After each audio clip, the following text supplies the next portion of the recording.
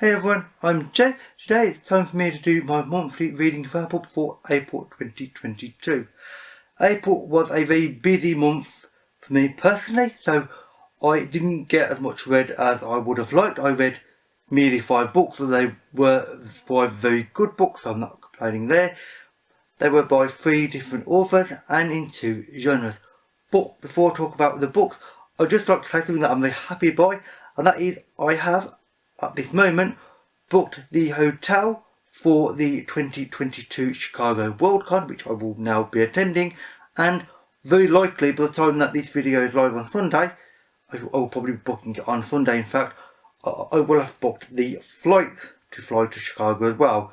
So at the end of August this year, in 4 months from now, I will be 6,000 plus miles away in America, hanging out with Rachel, Raya, Andrea, Kelsey, Paul and Thomas, and we'll all be having a really nice time and it'll be really great to see everybody again. Anyway, I'll get straight into talking about the books. I'm very happy about talking about the idea of going to the Worldcon. That's why I had to mention it, because I'm really excited by the idea. So, the first book that I read in April was The Moon and the Other by John Kessel.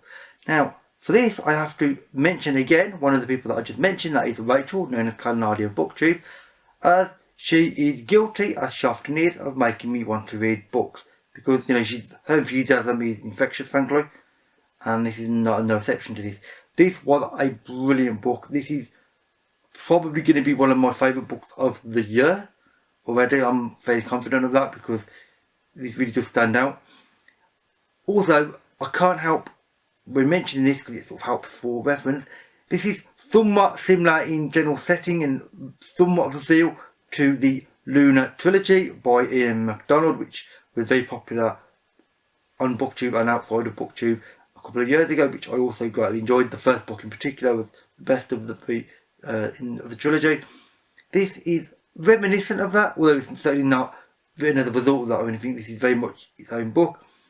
Basically, this is a very curious society that's been sort of built and developed on the moon, where is a matriarchy.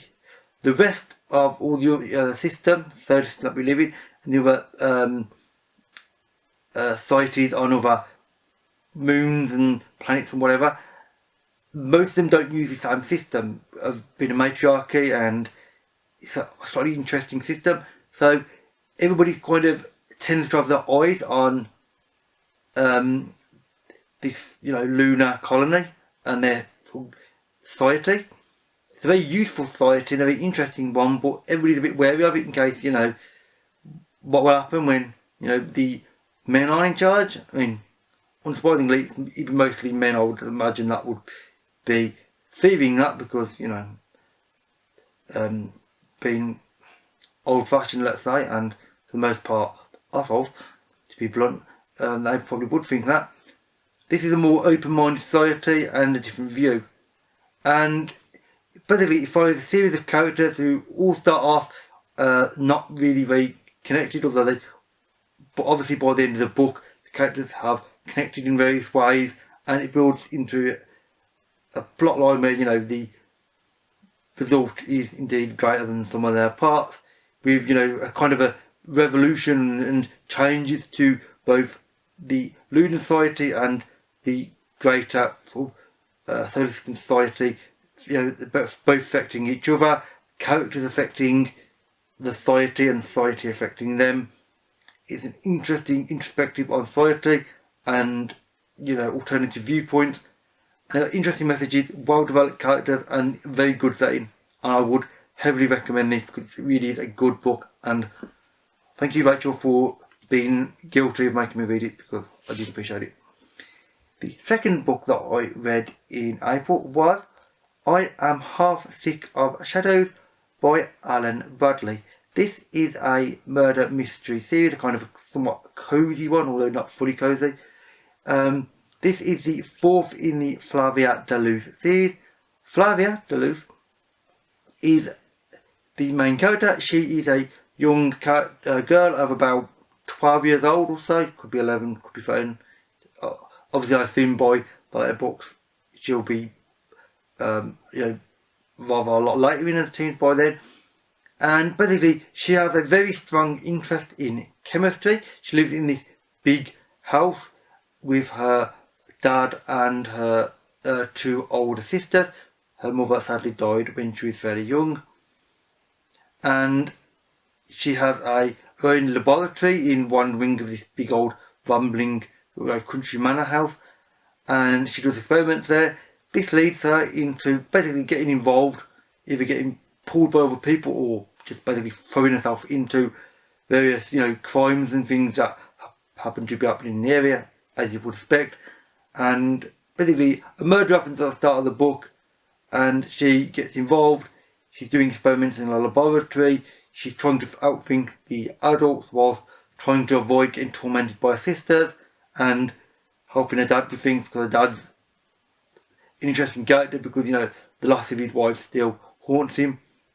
And you've also got the general butler and manservant of the house called Dogger, who is a very interesting character. He's shell-shocked from World War II. This is post-World War II. Was it World War I? I've completely misremembered that now. So, and it's an interesting setting, great characters, and a really fun plot line. Don't start with this 4th book blatantly, start with the 1st, and, you know, go from there. I'll link the 1st book in the description box below, of course. The 3rd book that I read is I Shall Wear Midnight by Terry Pratchett.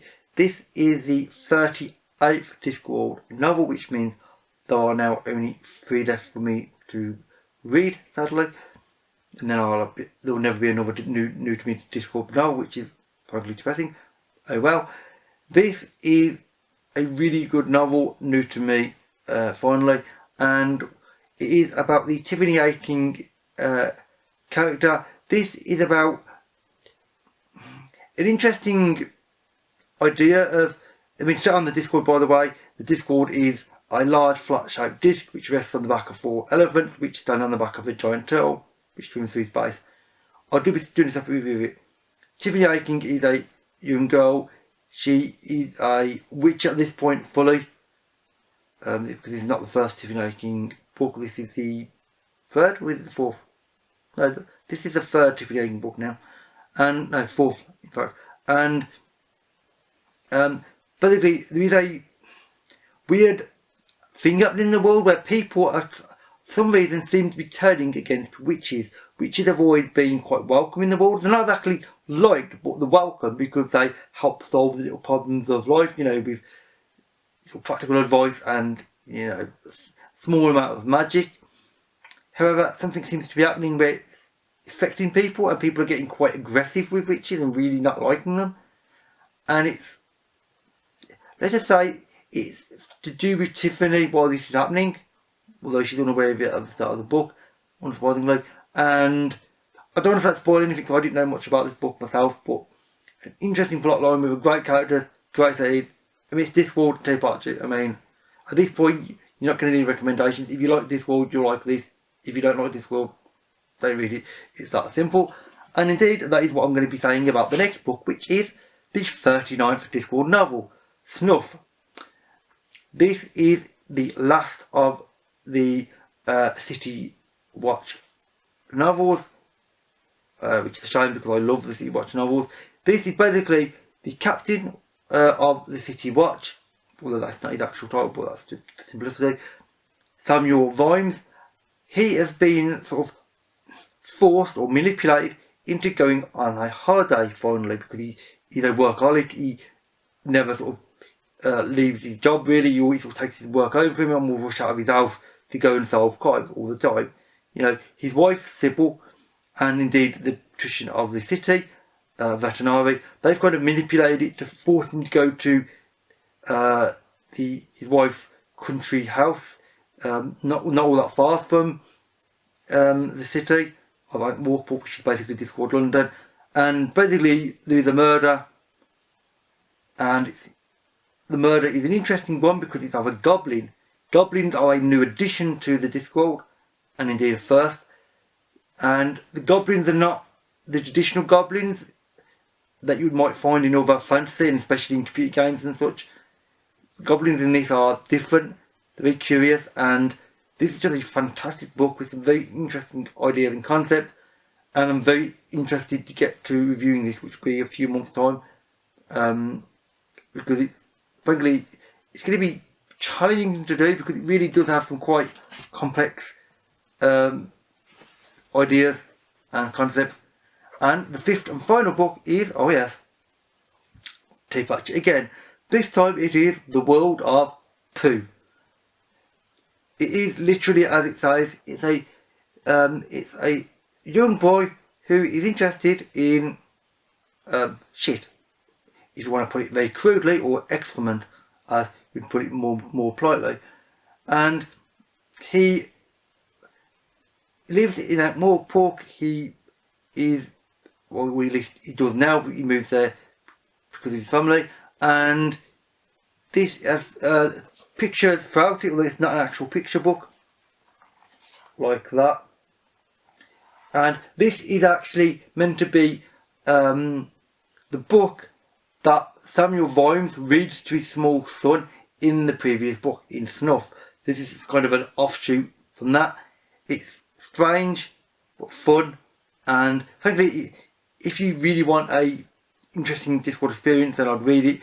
Always, I wouldn't try it because it would just be frankly strange, although it could still be amusing to some people. So, you know, very much, you know, if you feel like something a bit strange and quirky, then, well, actually, strange and quirky, I'd read anything by Pratchett because that basically defines him. And with that said, that is it for all of the books and pretty much it for this video. So, if you have read any of these or you would like to, then please leave a comment and we can have a talk about them. Links to all of these books as well as to the people, both Rachel and indeed the other people that I'm going to be spending my time at the Walk-On with, will be found in the description box below.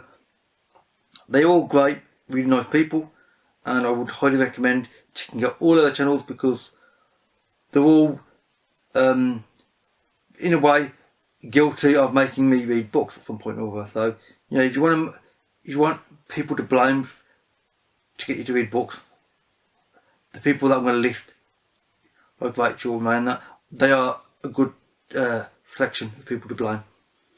And thank. Anyway, that's sarcastic comment out of the way. That is it for this video. So, thank you for watching, and I will see you another day. Bye for now.